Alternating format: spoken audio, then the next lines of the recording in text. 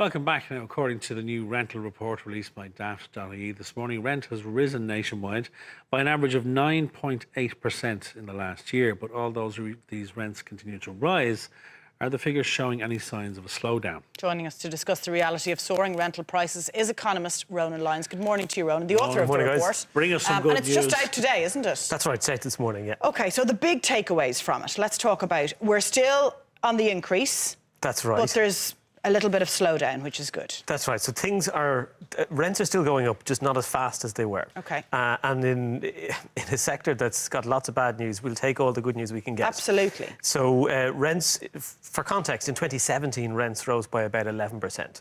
And in the year just gone, they rose by less than 10%. And in Dublin, they rose by less than 9%. So it's... I mean, a 9% increase is still a very big increase. It is a big increase. It's far from healthy, but it's less unhealthy than an 11% increase or indeed a 12% increase, which is what happened the year before. So we're moving in the right direction. Moving in the right direction, yeah. And the reason for it is it's back to supply and demand.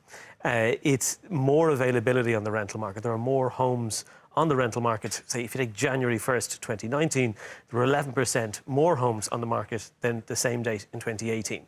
And that's the first time we've seen an increase on January 1st of almost 10 years. The average rent is at an all-time high. Yeah. At 1,347 a month. Where does that sit in terms of last year, in terms of an increase on that? Yeah, and even the national average is I mean, obviously there is a national average, but I'm not sure it's a hugely useful measure because you have to split between Dublin and the rest of the country, really. Yes, there's a wide gap, isn't there? The average rent in Dublin is effectively €2,000 a month now, and the average rent outside Dublin is close to €1,000 a month. Both of those are all-time highs. But that's up about €130 for the national average. And what is that average in Dublin for 2,000? What are people getting? So that would vary quite a bit. So that's a mix of all the different properties you have. So you basically, the way these figures are calculated is you get the mix of rental properties and you add 10% one beds and 40% two beds and so on. But if you look across the city, you'll see everything, very little that's under €1,500 a month for a full any property, option. for any option, but all the way up to €3,000 a month for certain areas, for certain sizes. As you were saying earlier on, in a sector that needs good news, you'll take anything you can get. In terms of, you were saying earlier on, they're actually starting to build things now. It's starting to do that. Is it in terms of supply? Yeah, I mean, there's two ways of looking at supply. You can look at the overall figure, which obviously matters, but within the overall figure of new homes built, there's one-offs. Now, it's not that one-offs aren't helping those people find accommodation. It's just not the professional construction sector building homes in a sort of planned way. So if you look at the non-one-off housing supply that's coming on stream, that's improved immensely over the last couple of years. It was maybe giving us only 5,000 homes a year.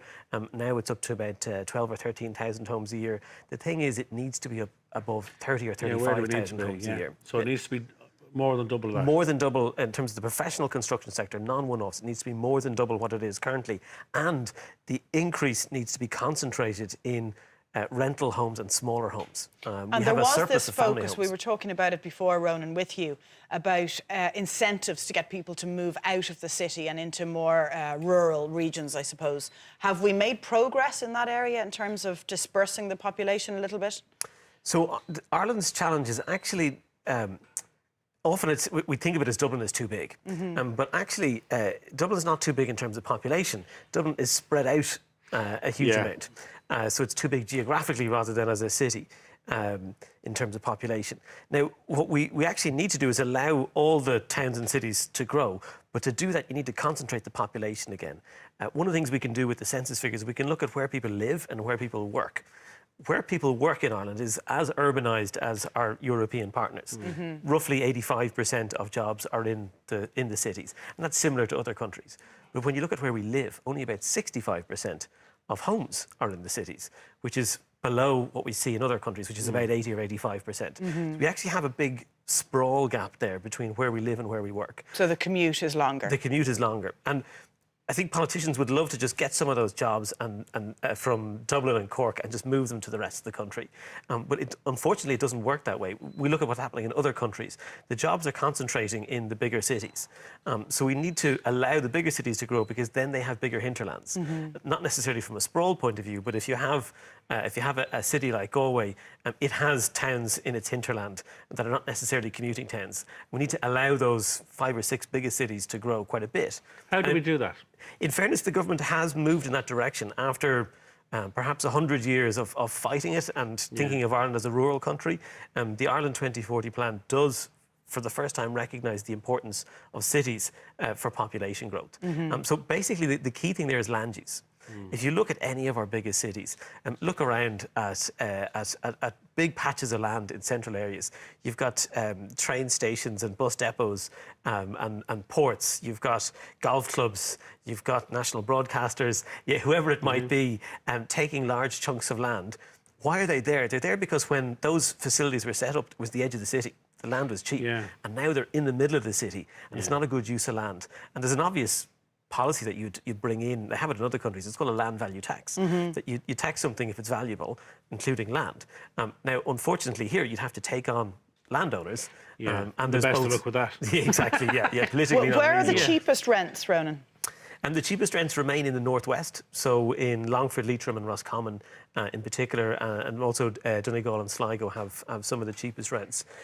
So the average rent in some of those places would even be below €600 a month, or certainly below €700 a month. Wow, it just highlights the gap, doesn't it? Yeah, and well, one of the things we've seen, for example, in relation to Donegal and also North Louth, is what I think is a Brexit effect. That over the last couple of years, other places that are also far away from the main cities in Ireland have seen the rents grow quite a bit. But even into last year, rents in Donegal weren't really increasing at all. And I suspect that was to do with Brexit, people not knowing. Because a lot of people in certain parts of Donegal would commute into Derry on a daily basis. And if you can't do that, that part of Donegal all of a sudden is not nearly as attractive. Of course. Still a little positivity, though. It's not all doom and gloom. We're going the right way-ish. Yeah, so over the last 10 years, we've had sort of 2 false starts where it looked like availability was improving in the rental sector. But in neither case did it last as long as it has. We're now into 5 or 6 months of improved availability. So let's don't jinx it. Let's not jinx it. Let's chat in 3 months and see where we are. Exactly. Okay. Always Thanks, an education, Ronan. Ronan. Thank you.